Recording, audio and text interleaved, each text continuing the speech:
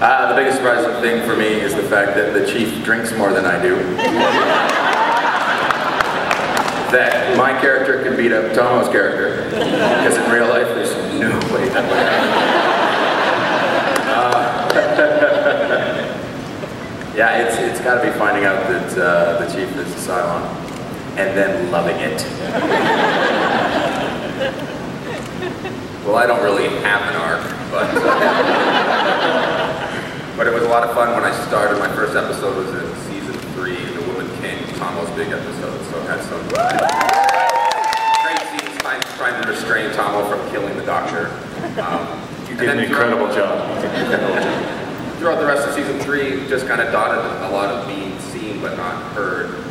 And unfortunately, it won't be out until next year, but then finally they brought Nowart around again and have some great stuff with Michael and Eddie, which I'm pretty excited about. But it won't be out until next year, so. James? I think it's interesting how everybody from the panel, everybody from the show, for me, the biggest surprise in my arc is that I stayed alive. And not only that, like every other week, you get something where it's like, Baltar is mortally wounded. So yeah, it's a big surprise that the writing staff have been magnanimous enough to let me stick around. That's about it. Do we have an audience question for you?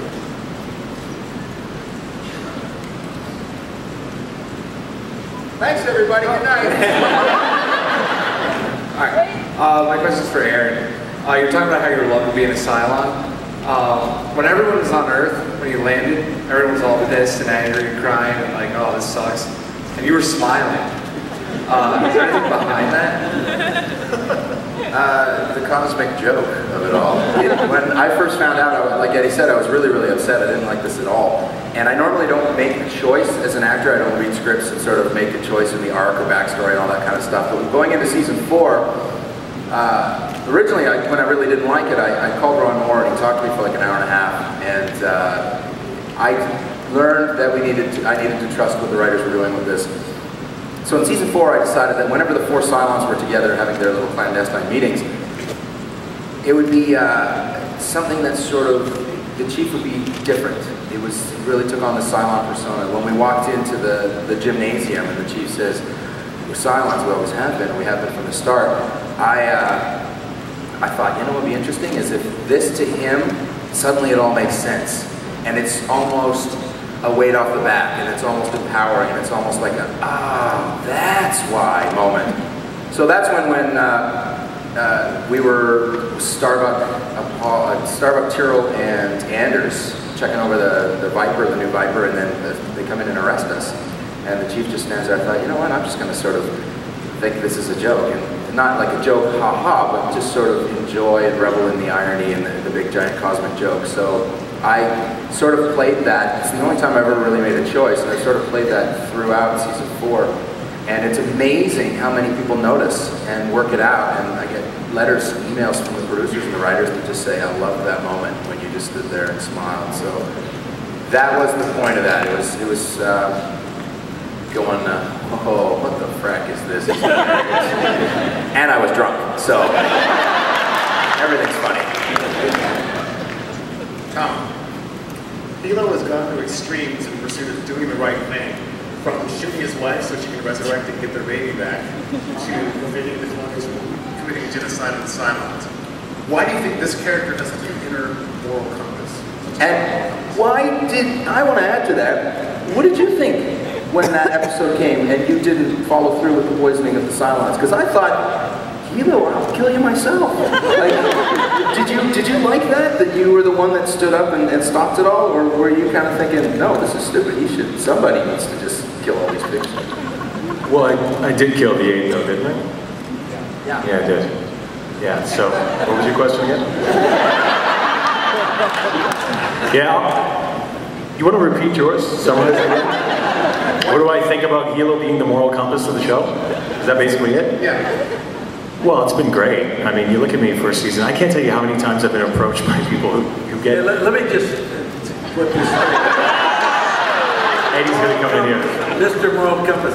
The guy didn't have a role. I was supposed to end up dying on, you know, help the girl get off the thing and let her go. And he's sitting there and saying goodbye, and that was it, The right? hero shot, the sun and the sand blowing in his face, and he's like this. And all of a sudden, the hero shot lands him one of the most crucial parts of the entire series, and all then goes on to now he has his own television show.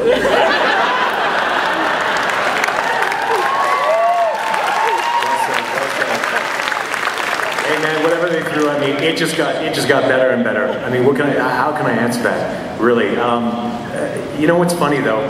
Going back to Aaron's point, I can't tell you how many people have approached me pissed off. I Tahmoh, Penikett really have a choice in what's written for me, right? Like I've had people go out and they're like, so I don't, you know, I'm really not happy with the fact that you didn't exterminate the silence. And I'm like, oh, I'm sorry about that. You wouldn't have to Buy one of your pictures. Exactly. You realize you wouldn't really have a show anymore, and that's not the point. That's not the point. You should have done it.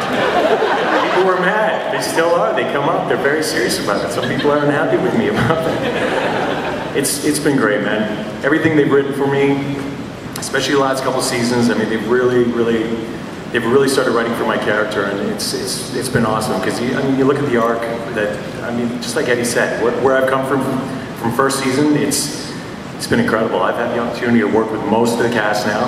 I actually even had a small scene with James not too long ago. Well, I was in a scene with him. We didn't really share a scene since the miniseries, but it's been awesome. There's been so much opportunity to work with Eddie and Mary the last couple of seasons. I mean, for an actor, this is a dream come true, right? I'm working with some of the best on the show. Michael Hogan and I have had some great scenes. Douglas and I finally had some more scenes together. I mean, it's like a playground for an actor. It's to have this talented of a cast, to be able to do the dance with any number of them on a different day, I can't even tell you how much fun it is, man. It's been an amazing ride.